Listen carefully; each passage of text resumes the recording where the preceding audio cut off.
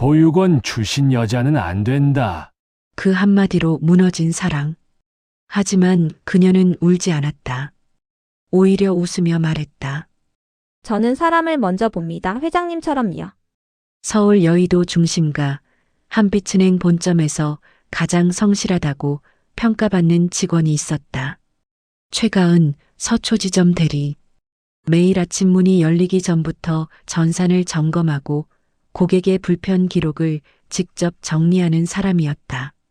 고아원 출신이란 사실을 숨긴 적 없었지만 그녀의 꾸준함은 주변 모두가 인정했다. 사람들은 가은 씨는 어떤 자리에서도 믿을 수 있어라 말했다. 하지만 그 칭찬 뒤에는 늘 보이지 않는 경계선이 있었다. 그래도 보육원 출신이잖아라는 말로는 하지 않아도 느껴지는 선. 그녀가 사랑한 사람은 그런 세상과 다른 눈을 가진 남자였다. 장민규, 장우그룹 전략기획이사, 건설, 물류, 에너지까지 아우르는 국내 대기업의 후계자였다. 가은은 그가 자신과 다른 세계의 사람이라는 걸 잘 알고 있었다. 하지만 민규는 언제나 말하곤 했다. 당신은 내가 본 사람 중 가장 단단해요. 나는 그게 출신보다 100배는 귀하다고 생각합니다. 서로의 진심을 확인한 지 2년 그들은 결혼을 약속했다. 가은은 떨리는 마음으로 민규의 부모님을 만날 날을 기다렸다. 하지만 그 자리는 축복이 아니라 시험대였다. 장우그룹 본사 38층 회장실. 민규는 준비해온 서류 봉투를 아버지 책상 위에 올려두었다. 아버지, 저 결혼하고 싶은 사람이 있습니다. 이름은 최가은이에요. 은행원입니다. 장세원 회장, 67세. 냉철하고 절제된 말투로 재벌가를 40년간 지켜온 인물이었다. 그는 서류를 넘기다 한 줄에서 멈췄다. 출신 보육원. 그의 눈썹이 미세하게 떨렸다. 보육원? 짧은 단어 하나가 공기를 갈랐다. 그래서 말인데 아버지, 저는 그 사람과 결혼하겠습니다. 세원은 의자에 몸을 기댔다. 우리 집이 어떤 집인지 알지? 가문엔 품격이 있고 품격엔 책임이 따른다. 책임이라뇨? 출신이 다르면 생각도 달라. 그런 집안에 며느리를 들이면 우리 가문은 흔들린다. 그 말은 냉정했고 완벽히 계산된 논리였다. 그러나 그 속에는 오래된 상처가 숨어 있었다. 젊은 시절 그는 사랑하던 여자 윤설아를 집안의 반대로 떠나보냈다. 가난하다는 이유로. 그녀를 놓친 뒤 그는 성공만을 붙잡았다. 그리고 그 성공이 바로 가문이 되었다. 민규는 아버지의 표정을 똑바로 바라봤다. 아버지, 저는 가문보다 사람을 택하겠습니다. 나처럼 살지 않겠다는 뜻이냐? 네. 아버지는 사랑을 잃었지만 저는 잃지 않겠습니다. 세원의 눈빛이 싸늘하게 식었다. 그 여자가 진심이면 내가 직접 확인해 보마. 그의 목소리는 조용했지만 선언처럼 단호했다. 며칠 뒤 장세원은 회장 전용 운전기사를 돌려보내고 지하철역 근처에서 혼자 택시를 잡았다. 그는 자신이 만든 제국의 이름을 지우고 낡은 점퍼와 모자를 눌렀었다. 목적지는 서초동 한빛은행. 장민규의 여자가 일하는 곳이었다. 보육원 출신이라면 어떤 표정으로 고객을 대할까? 상처받은 사람 특유의 어두운 그림자가 있겠지. 그는 그렇게 스스로에게 말했다. 그러나 마음 한구석에서는 오래전 윤설아가 떠오르고 있었다. 비 내리던 날 버스 정류장 앞에서 그가 말했었다. 사람의 가치는 돈으로 증명되지 않아요. 따뜻함으로 남는 거예요. 세원은 눈을 감았다.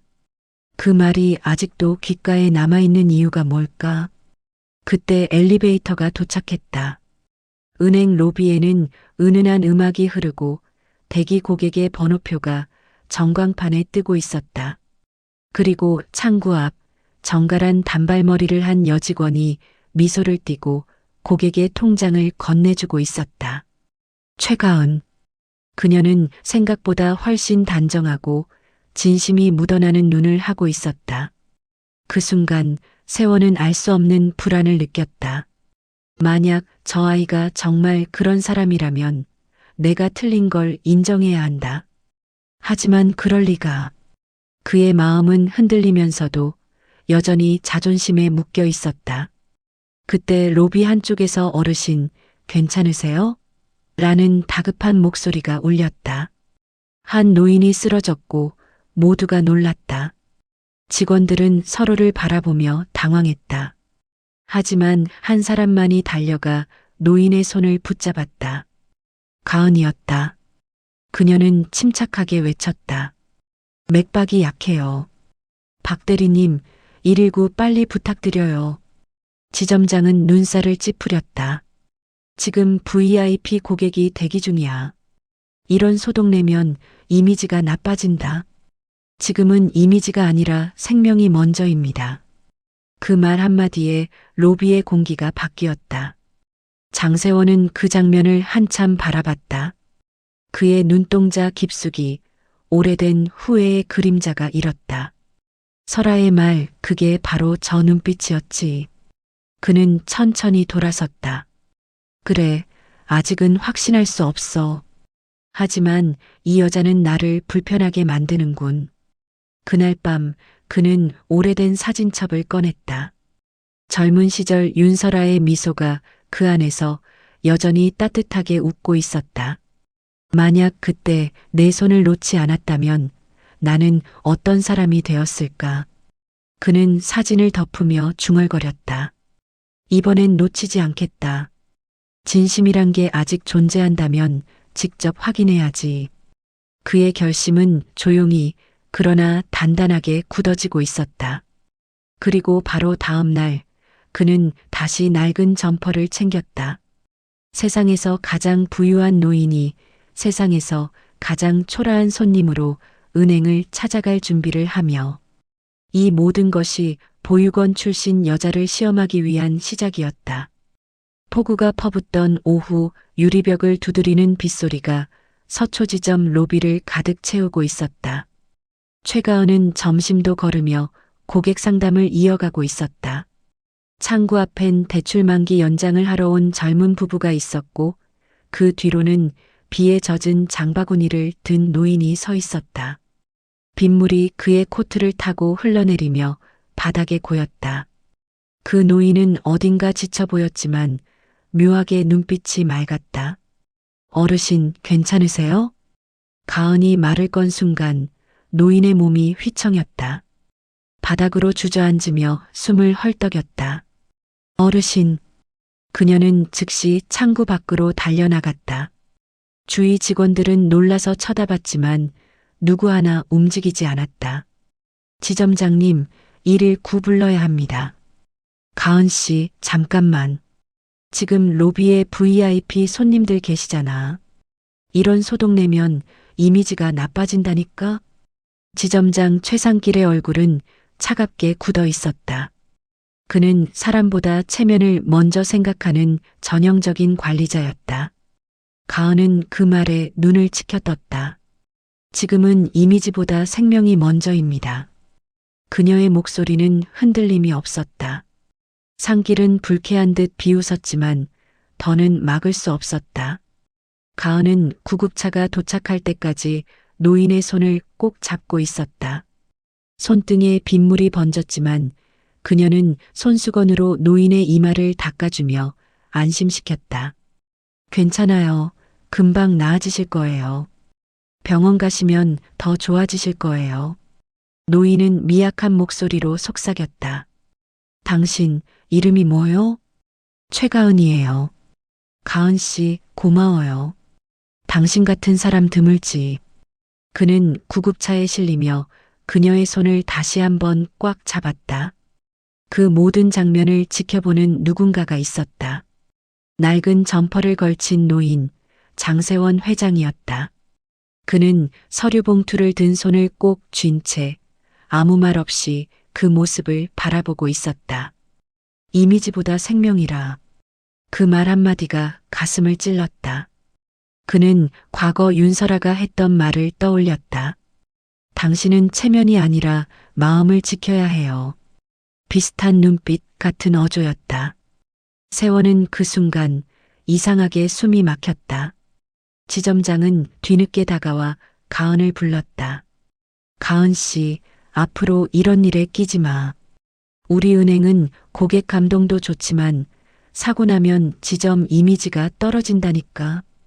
지점장님, 고객 감동은 결국 사람을 대하는 태도에서 나옵니다. 그녀의 말은 조용했지만 단단했다. 이게 조직이야. 너무 튀지 마. 저는 원칙을 지킨 겁니다. 그 한마디가 그의 분노를 건드렸다. 원칙? 원칙으로 월급 받나? 그런 태도면 오래 못 버텨. 로비 안의 다른 직원들은 숨을 죽였다. 누군가는 속삭였다. 또 가은 대리야. 윗사람이랑 싸우면 승진은 물 건너갔네.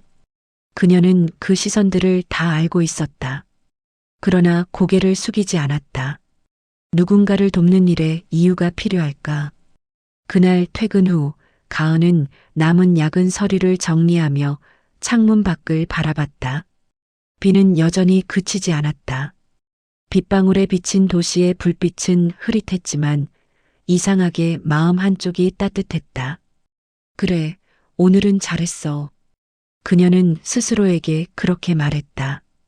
그 시각 장세원은 비를 맞으며 은행 앞 벤치에 앉아 있었다. 옷깃이 젖은 줄도 모르고 그는 가은이 떠난 창구를 오래 바라봤다. 사람을 먼저 본다 그 말이 머릿속을 떠나질 않는군. 그의 가슴 속엔 오래된 그림자 하나가 흔들렸다. 설아와의 마지막 날, 빗속에서 그녀가 했던 말이 다시 떠올랐다. 언젠가 당신도 돈보다 사람을 선택해야 할 날이 올 거예요. 그날 이후 그는 단 한 번도 그 말을 인정하지 않았다. 하지만 오늘 누군가가 그 말을 똑같이 되뇌었다. 지금은 이미지보다 생명이 먼저입니다. 그 단호한 목소리가 귓가에 맴돌았다. 그는 천천히 자리에서 일어섰다. 단 하루의 친절로 사람을 평가할 순 없지. 진심이라면 다시 보자. 집으로 돌아온 세원은 젖은 옷을 벗어걸고 서랍 깊숙이 있던 오래된 사진을 꺼냈다. 젊은 시절 자신 옆에서 웃던 윤설아. 내가 말하던 진심이 이런 거였나? 아직 세상에 남아있긴 한 걸까? 그는 낮게 중얼거렸다. 사진 속 그녀의 미소는 여전히 따뜻했지만 지금의 그는 너무 늙어 있었다. 그는 책상 위에 놓인 은행 명함을 집어들었다. 최가은 한빛은행 서초지점 대리. 그 이름을 한참 바라보다가 서랍에 넣었다. 그리고 중얼거렸다. 진심이란 게 정말 존재한다면 그건 시간이 지나도 변하지 않겠지. 창밖에는 여전히 비가 내리고 있었다. 세원은 그 빗속을 뚫고 나갈 결심을 했다. 다음엔 조금 더 깊이 봐야겠군. 그의 눈빛엔 회장으로서의 냉정함이 아니라 한 인간으로서의 호기심이 깃들어 있었다. 그는 알았다. 이제 시험은 시작됐다는 것을. 다음 날 아침 한빛은행 서초지점의 문이 열리기 전부터 낡은 점퍼 차림의 노인이 건물 앞을 서성이고 있었다. 허름한 바지 끝엔 흙이 묻어 있었고 손에는 낡은 봉투 하나가 들려 있었다. 직원들은 출근하며 그를 흘깃 보고 지나쳤다. 하지만 아무도 먼저 인사하지 않았다. 그 노인은 바로 장세원 회장이었다. 전날 로비에서 쓰러진 노인을 구한 여직원 최가은의 이름이 머릿속에서 떠나질 않았다. 사람보다 체면을 먼저 생각하던 세상 속에서도 저런 눈빛이 남아있단 말인가. 그는 그 눈빛이 진심인지 일시적인 연민인지 직접 확인해보고 싶었다. 오늘은 회장이 아니라 세상 가장 평범한 노인으로 가보지. 그는 속으로 중얼거리며 지하철을 타고 은행으로 향했다. 운전기사도 비서도 없이 그가 이렇게 혼자 은행을 찾는 것은 30년 만이었다. 비각의 오전, 지점 내부는 여전히 분주했다. 전광판의 번호가 바뀔 때마다 고객들이 불만 섞인 한숨을 내쉬었다. 세원은 일부러 허리를 굽히고 줄 끝에 섰다. 앞줄에 젊은 직원이 퉁명스레 물었다. 어르신, 송금이요? 통장이랑 신분증 주세요. 내가 기계를 잘 몰라서 그러네. 직원은 짜증 섞인 한숨을 내쉬었다. 요즘은 키오스크 쓰셔야 돼요. 거기 오른쪽 보시면 그거 못하시면 다른 분이 도와줄 거예요.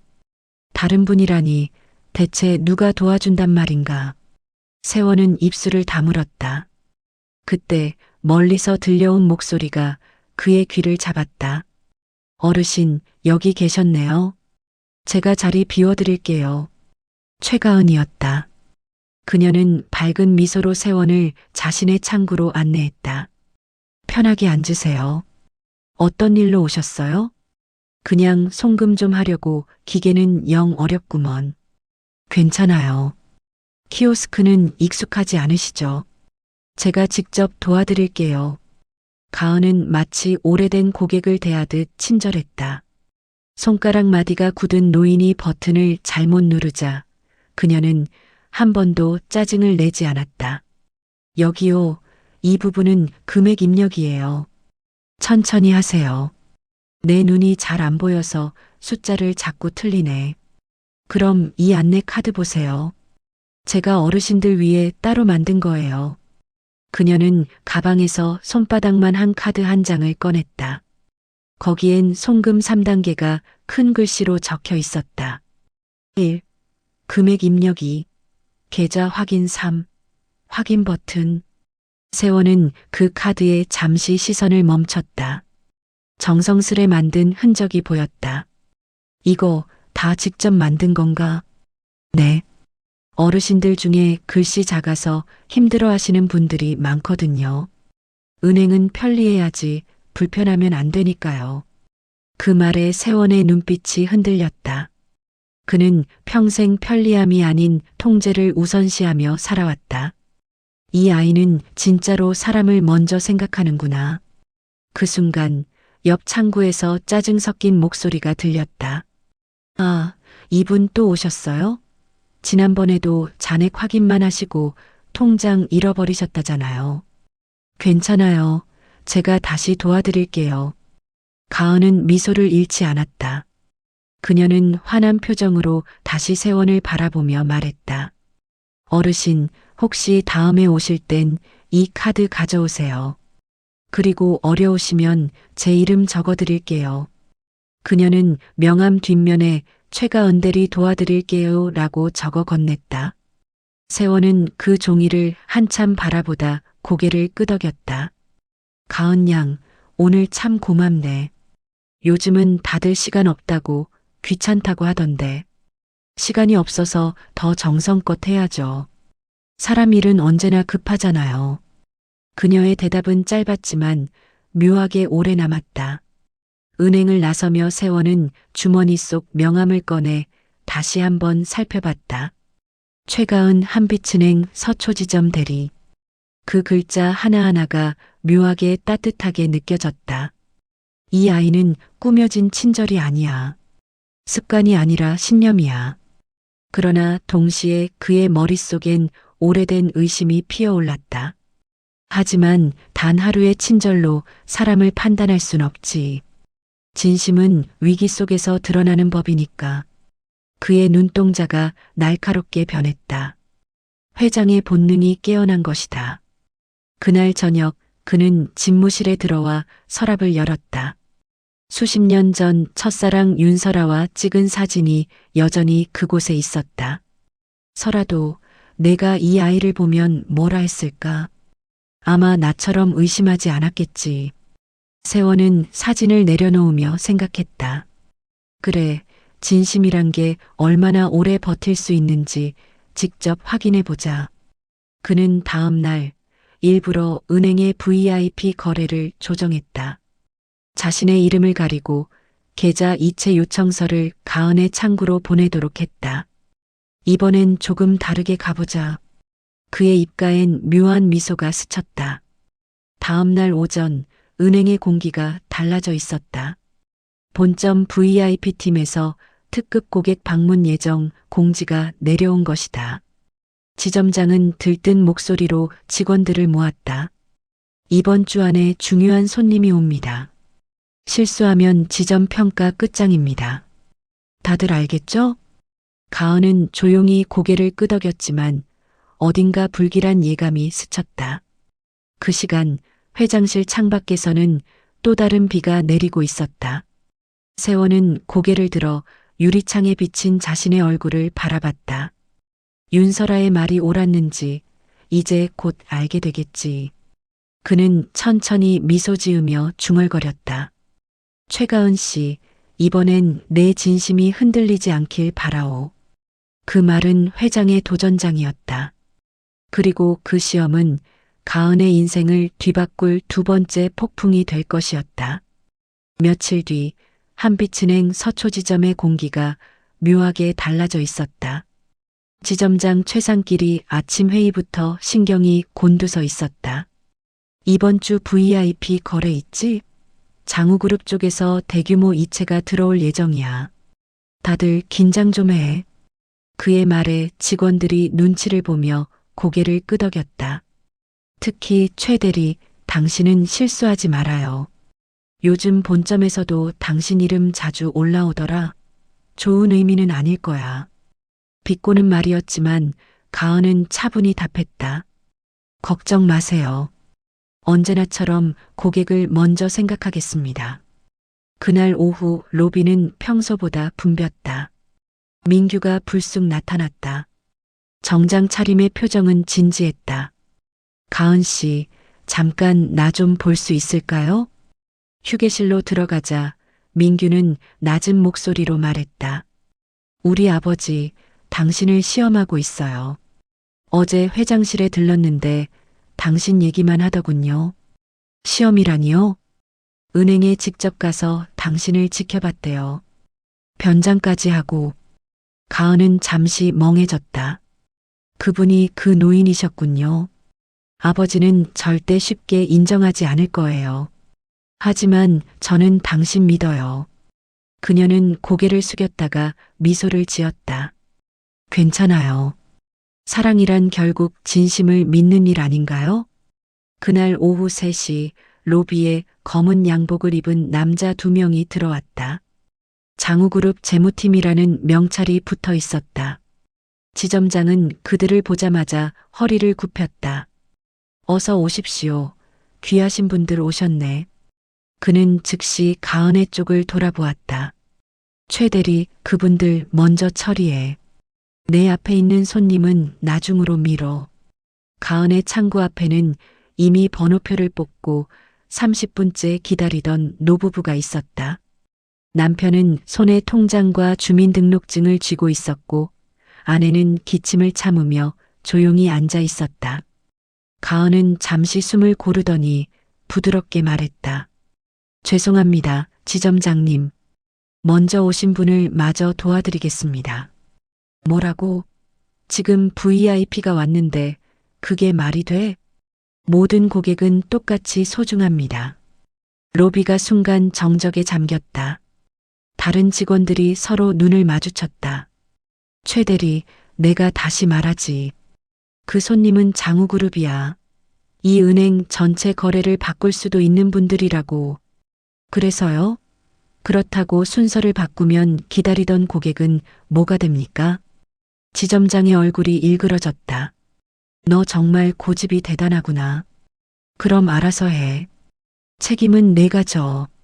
가은은 미소를 잃지 않았다. 책임이라면 이미 제 일의 일부입니다. 그녀는 노부부에게 고개를 숙였다.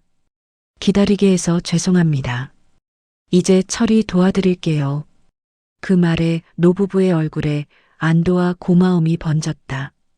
요즘 세상에 이런 분이 어디 있다고. 그 순간 한쪽에서 민규가 조용히 그 장면을 지켜보고 있었다.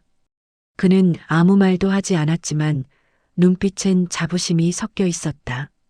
VIP 손님들은 불쾌한 듯 고개를 저으며 다른 창구로 향했다. 지점장은 그 뒤를 따라가 아부성 미소를 지으며 말했다. 죄송합니다. 새로 온 대리라 사정을 몰랐습니다. 바로 처리하겠습니다. 그러나 한 명이 중얼거렸다. 저 직원, 이름이 뭐라고요? 최가은입니다. 이름 기억해 두죠. 오히려 신뢰가 가는 태도네요. 그 말 한마디에 지점장의 얼굴이 굳었다. 퇴근 후 지점장은 가은을 사무실로 불러 세웠다. 오늘 일 알고 있겠지? 본점에 보고 들어갈 거야. 실적보다 원칙을 택했다? 멋지네. 하지만 그게 회사에서 얼마나 위험한 일인지 알아? 제가 틀린 일을 한 건 아니잖아요. 은행은 감정으로 돌아가는 곳이 아니야. 순서를 지켰다고 칭찬받을 것 같아? 세상은 결과로만 평가해. 그녀는 조용히 웃었다. 저는 결과보다 과정이 더 중요하다고 배웠습니다. 어르신들께도 그게 진짜 신뢰가 되니까요.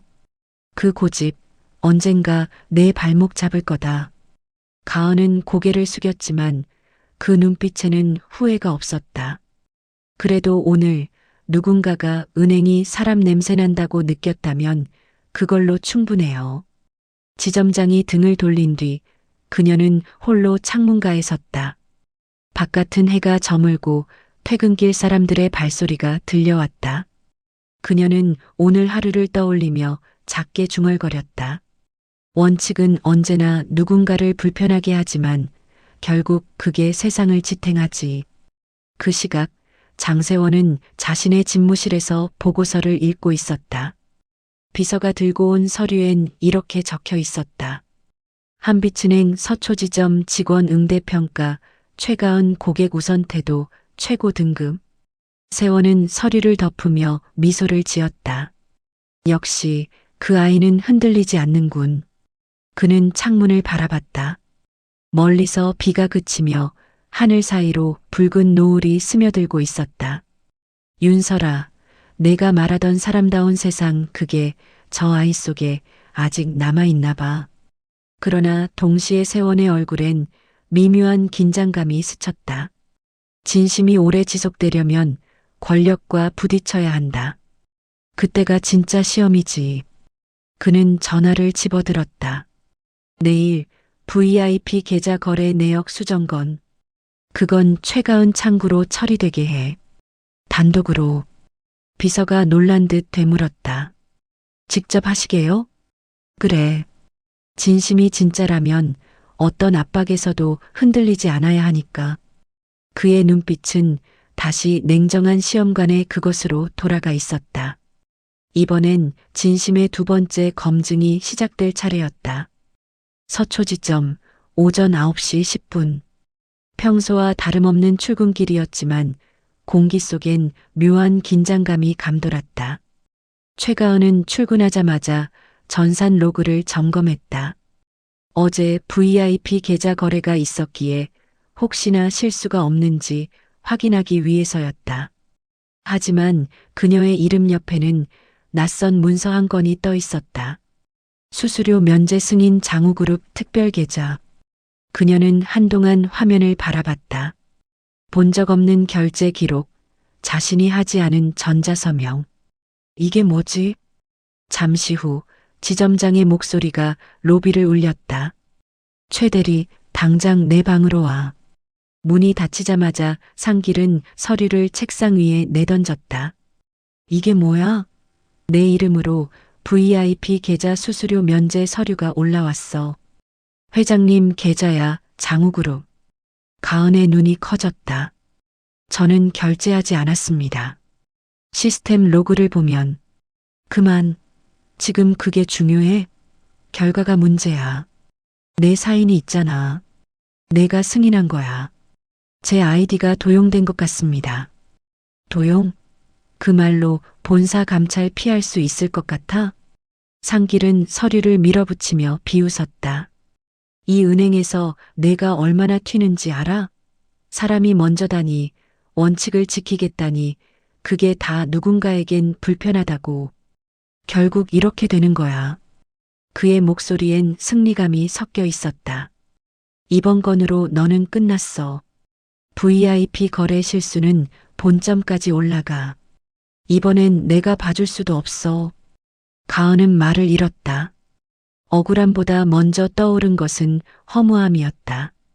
진심으로 일하면 언젠가 통한다고 믿었는데 세상은 여전히 힘 있는 자의 논리로 굴러가고 있구나. 그녀는 조용히 말했다. 저는 잘못한 게 없습니다. 진실은 반드시 드러납니다. 그래. 그 진실이 언제쯤 오려나. 내가 사표 내기 전에 오면 좋겠네. 상길은 냉소적으로 웃으며 자리에서 일어났다.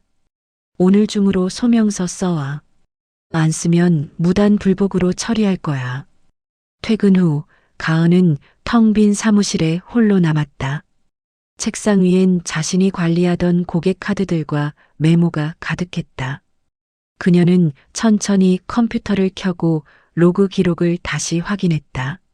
마우스 클릭 시간, 접속 IP, 승인 코드. 모두 같은 날 같은 시각이었지만 로그인 위치는 본점 서버로 표시되어 있었다. 내 자리에서 결제된 게 아니야. 그녀의 손끝이 떨렸다. 누군가 고의로 나를 걸어들인 거야.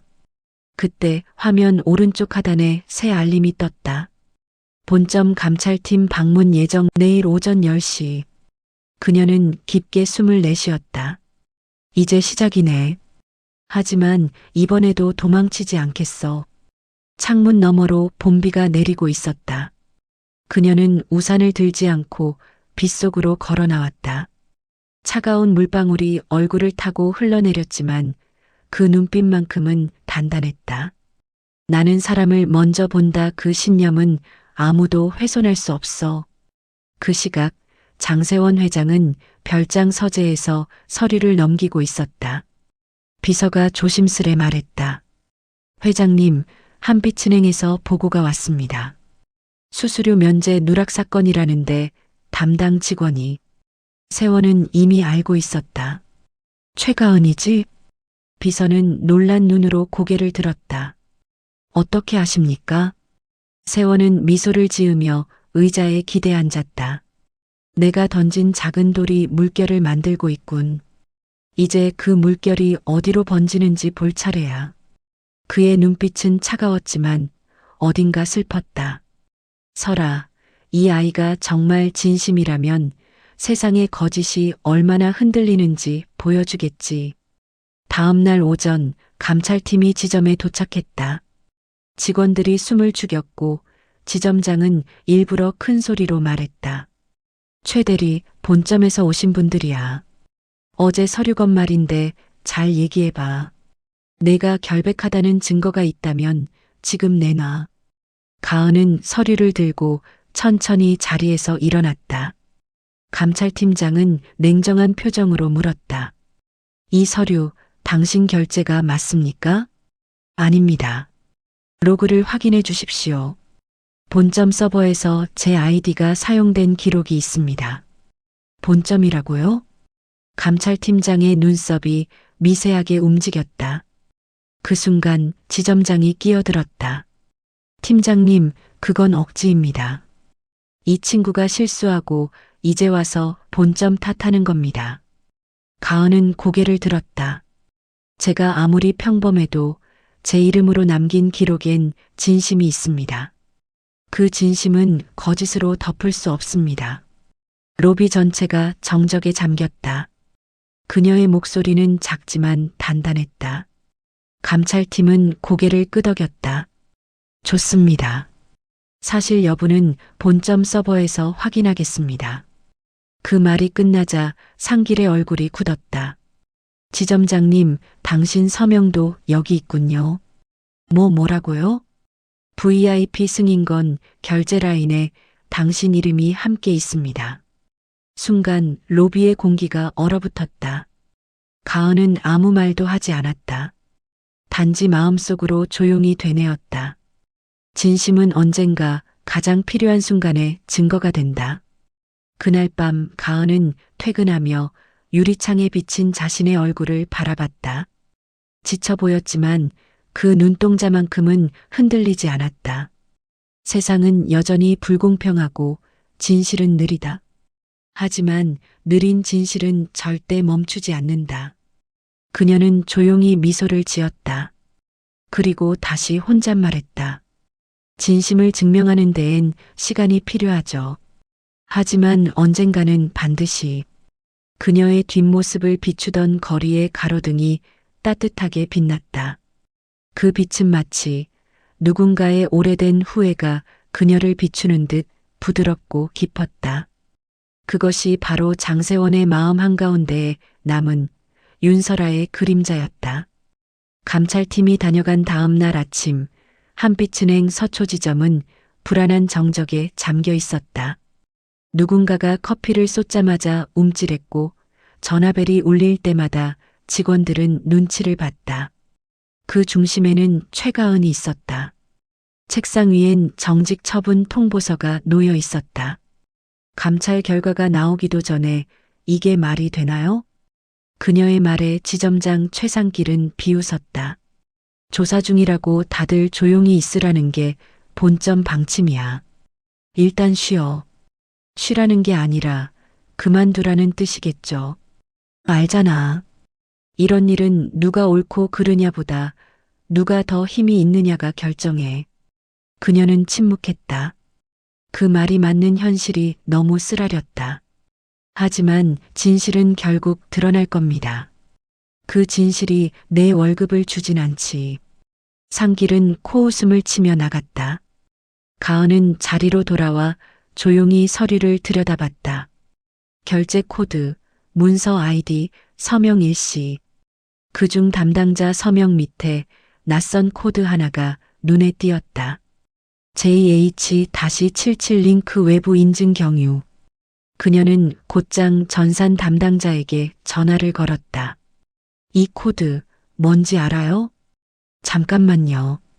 그건 외부 결제 서버에서 임시 접근한 기록이에요. 보통 본점 상위 관리자나 회장실 직속 계정이 쓰는 코드인데요. 그녀의 눈이 커졌다. 회장실? 같은 시각 장우그룹 본사 38층. 장세원 회장은 보고서를 읽으며 커피를 마시고 있었다. 비서가 들어와 조용히 말했다. 회장님, 한빛은행 감찰팀 보고서 도착했습니다. 결과가 어때? 수수료 면제 서류가 본점 서버에서 처리된 건 맞습니다. 하지만 서명자가 누군데? 비서는 망설였다. 회장님 계정으로 로그인되어 있었습니다. 순간 세원의 손이 멈췄다. 내 계정이라고? 예. 단 누군가가 대리 접속을 한 흔적이 있습니다. IP는 서초지점 내부. 세원은 미세하게 미소 지었다. 역시 흥미롭군. 이제 진짜가 드러나겠어. 그는 의자에서 일어나 창밖을 바라봤다. 내가 던진 시험이 결국 나 자신을 겨누게 될 줄은 몰랐군. 잠시 후 그는 직접 감찰팀에 전화를 걸었다. 그 직원 내일 본사로 부르시오. 직접 만나야겠소. 다음 날 본사 회의실. 가은은 낯선 정장 차림의 비서에게 안내받으며 들어섰다. 탁자 너머엔 낯익은 얼굴이 있었다. 낡은 점퍼 속 노인, 바로 장세원 회장이었다. 그녀의 눈이 순간 커졌다. 당신이 그날 은행에 오셨던 분이군요. 세원은 천천히 고개를 끄덕였다. 그래. 나는 내가 어떤 사람인지 보고 싶었다. 그런데 왜 제 이름으로 누명을 쓰게 하셨나요? 그녀의 목소리는 떨렸지만 또렷했다. 세원은 잠시 눈을 감았다. 사람의 진심은 위기 속에서만 드러난다고 생각했지. 하지만 내 방식이 너무 잔인했군. 회장님은 저를 의심하셨습니다. 하지만 저는 사람을 먼저 봤어요. 그게 제가 할 수 있는 전부였어요. 세원은 한동안 아무 말도 하지 않았다. 그 후 비서에게 손짓하자 금고에서 봉투 하나가 나왔다. 그 안에는 본점 서버의 로그 기록, 그리고 진짜 결제자의 서명 데이터가 담겨 있었다. 이게 내 결백을 증명할 자료다. 그녀가 봉투를 열자 낯선 이름이 눈에 들어왔다. 최상길 지점장. 이게 그가 내 아이디로 결제 서류를 조작했지. 나를 만족시키기 위해서. 충성이라 착각했겠지. 세원의 목소리는 낮지만 냉정했다. 이 서류는 본점 감찰팀에 직접 전달했다. 결과는 오늘 발표될 거다. 가은은 손을 떨며 서류를 내려놓았다. 회장님, 왜 이제야? 나도 내가 얼마나 버틸 수 있을지 보고 싶었네. 하지만 그 시간 동안 나 자신이 얼마나 잔인했는지도 보았지. 세원은 잠시 미소를 지었다. 이건 내 사과이기도 하네. 그때 회의실 문이 열리고 감찰팀장이 들어왔다. 회장님, 조사 결과 발표가 나왔습니다. 말해보시오. 최가은 대리, 모든 혐의 없음.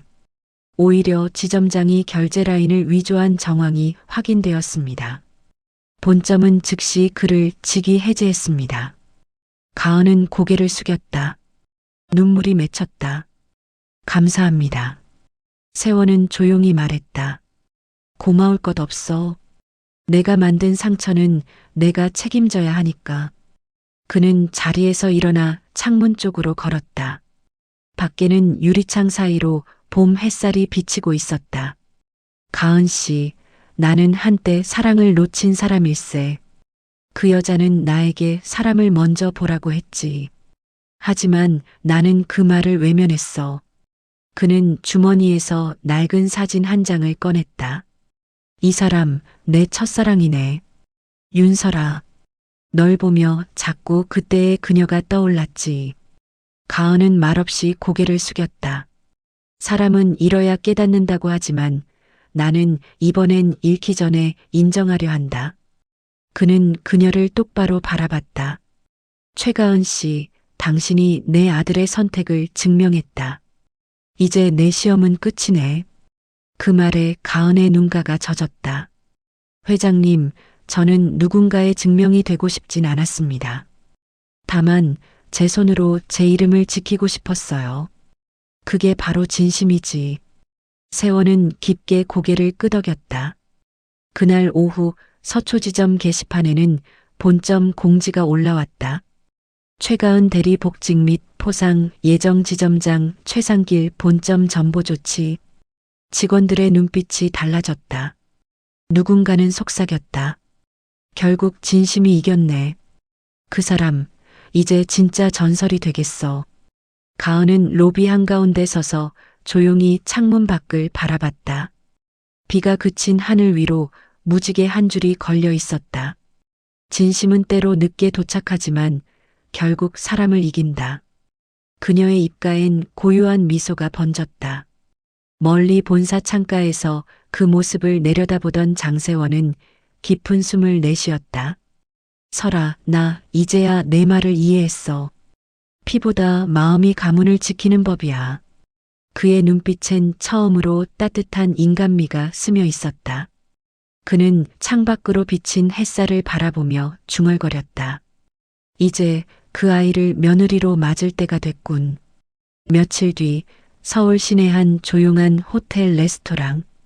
따뜻한 조명 아래 테이블 3개가 놓여 있었고 창가 쪽 자리엔 최가은이 앉아 있었다.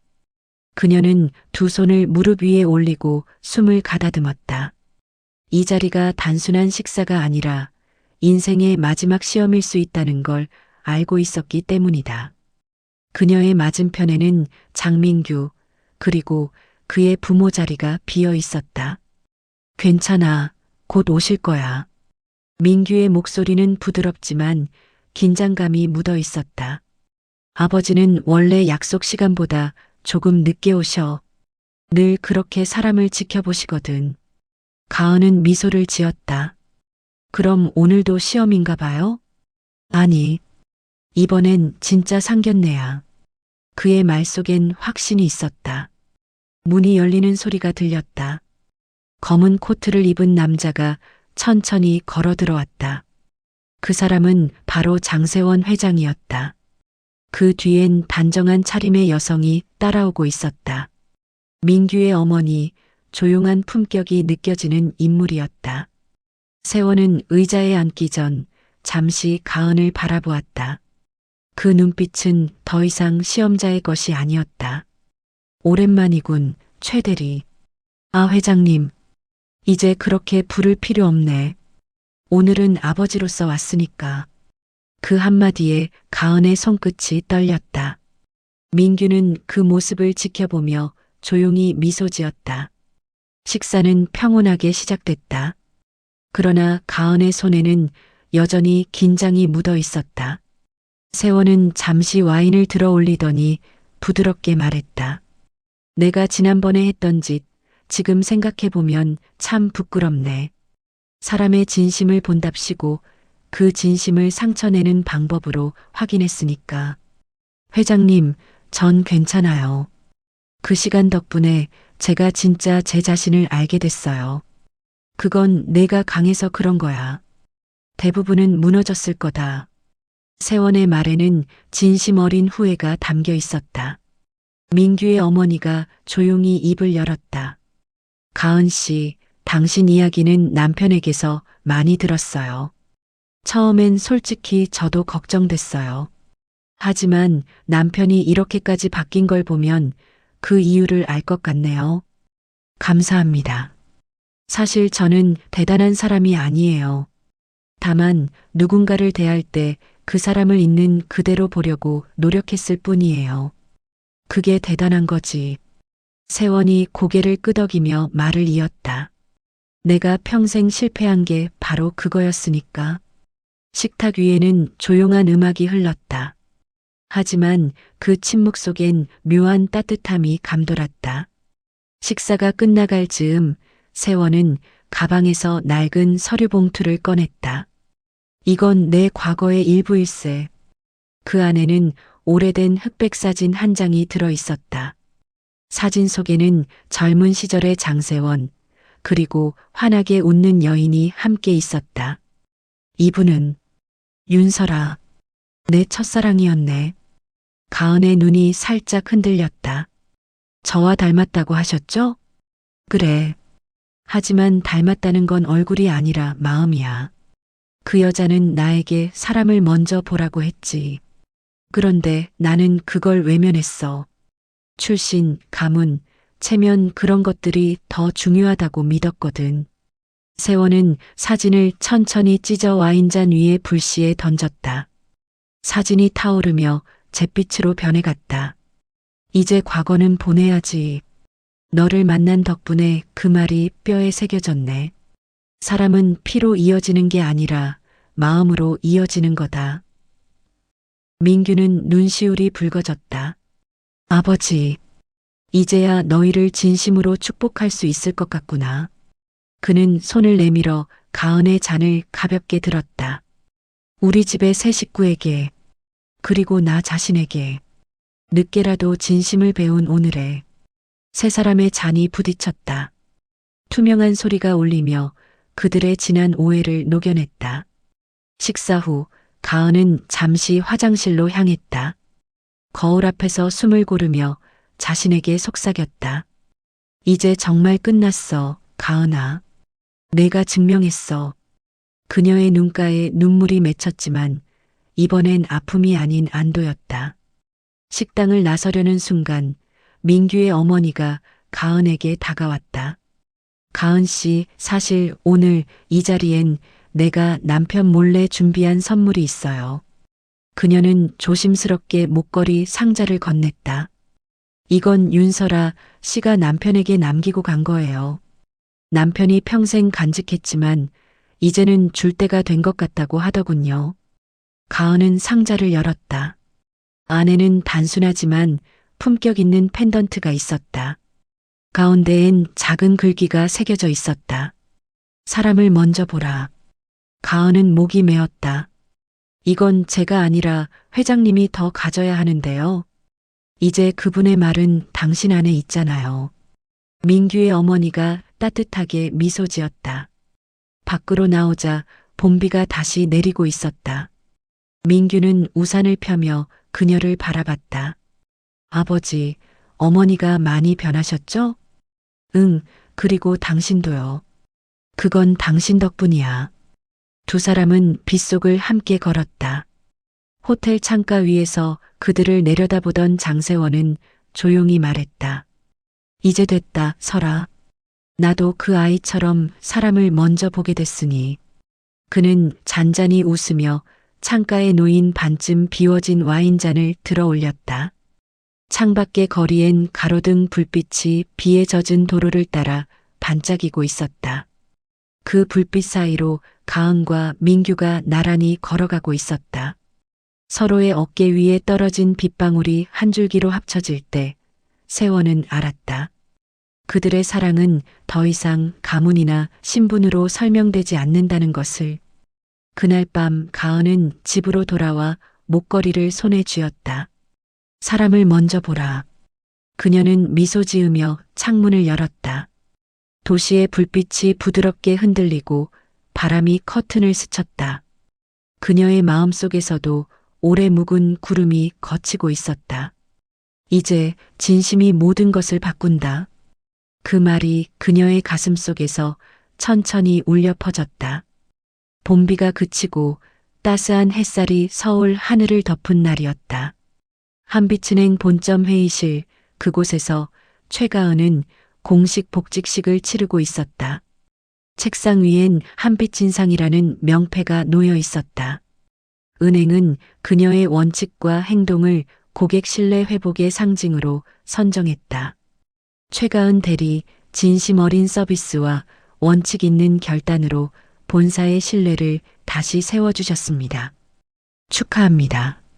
박수 소리가 터져나왔고 가은은 고개를 숙였다. 그녀의 눈가에는 눈물이 맺혔지만 그 표정엔 자부심이 묻어 있었다. 그 순간 본사 회의실 뒤쪽에서 한 사람이 천천히 일어섰다. 장세원 회장이었다.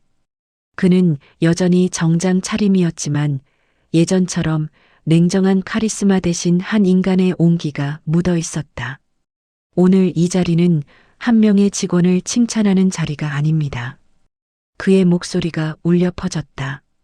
한 사람의 진심이 얼마나 큰 변화를 만들 수 있는지를 배우는 자리입니다.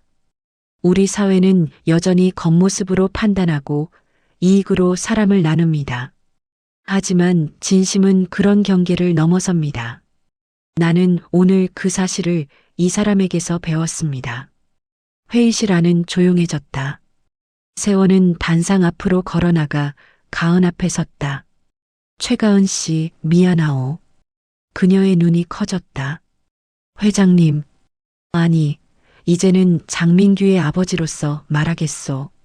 처음엔 당신을 시험이라 부르고 의심이라 생각했지만 이제는 인정이라 부릅니다. 당신이 보여준 진심은 내 평생의 오만을 부쉈소. 그는 주머니에서 작은 서류 봉투를 꺼내 그녀에게 건넸다. 이건 내 손으로 작성한 약속문이요. 장우그룹의 사회공헌사업 일환으로 윤설아 장학기금을 설립하려 하오. 보육원 출신 청년들이 더 이상 출신 때문에 평가받지 않도록 그 첫 발자국을 당신 이름으로 시작하려네. 가은은 눈물을 흘렸다. 정말 감사합니다. 하지만 제 이름까지 넣으실 필요는 필요하지. 세상에 필요한 건 진심의 이름이니까. 복직식이 끝난 후 본사 로비에서 민규가 그녀를 기다리고 있었다. 그는 늘 그렇듯 따뜻한 눈빛으로 그녀를 바라봤다. 축하해요, 최 대리님. 이제 다시 대리네요. 이름 앞에 억울함이 사라졌으니까요. 민규는 웃으며 그녀의 손을 잡았다. 아버지가 당신 얘기를 기자들 앞에서 하셨어요. 가문의 기준을 바꾸겠다고. 정말요? 응. 이제 장우가의 기준은 피가 아니라 마음이다. 그렇게 말씀하셨어. 가은은 한동안 말없이 서 있었다. 그녀의 머릿속엔 지난 세월의 장면들이 스쳐갔다. 보육원 창문 너머로 보던 비, 은행 로비에서 마주친 차가운 시선들, 그리고 그 속에서 한 사람 한 사람에게 미소로 건넸던 따뜻한 말들. 그 모든 조각이 오늘의 자신을 만들었다는 걸 느꼈다. 민규 씨, 저 두렵지 않아요. 이제 세상이 조금은 달라질 수 있을 것 같아요. 그는 그녀의 손을 꼭 잡았다. 그 세상을 우리가 함께 만들면 되죠. 며칠 후 청담동의 장우가 저택. 넓은 정원에서 가족 식사가 열렸다. 세원은 평소와 달리 편한 셔츠 차림으로 나타났다. 민규와 가은이 함께 들어서자 그는 자리에서 일어나 직접 의자를 당겨주었다. 어서 와. 우리 며느리. 가은은 놀란 눈으로 그를 바라봤다. 저 정말 그렇게 불러도 되는 건가요? 이제야 그 말을 마음으로 할 수 있네. 세원은 잠시 말을 멈추더니 테이블 위에 오래된 액자를 바라봤다. 그 안엔 윤설아의 젊은 시절 사진이 있었다. 그녀가 살아있었다면 오늘 이 자리에 앉아 있었겠지. 그는 사진을 내려놓으며 미소 지었다. 하지만 이제 그 따뜻한 마음은 내 안에 이어졌으니 후회는 없네. 민규의 어머니가 와인잔을 들었다. 이제 우리 집안에도 진짜 봄이 온 것 같아요. 세원은 고개를 끄덕였다. 그래.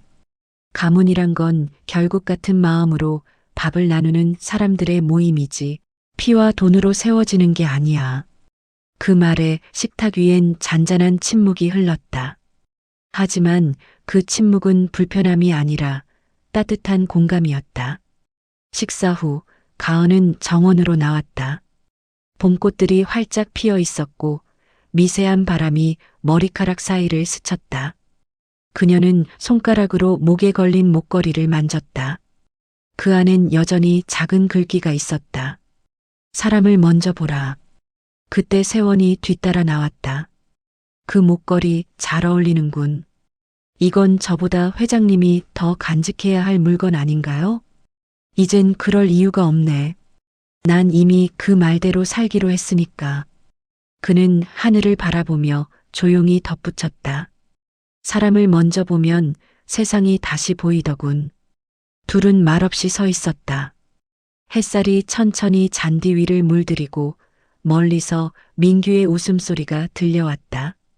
세원은 그 소리를 들으며 작게 웃었다. 가은 씨, 고맙소. 나한테 세상이 아직 따뜻하다는 걸 가르쳐줘서.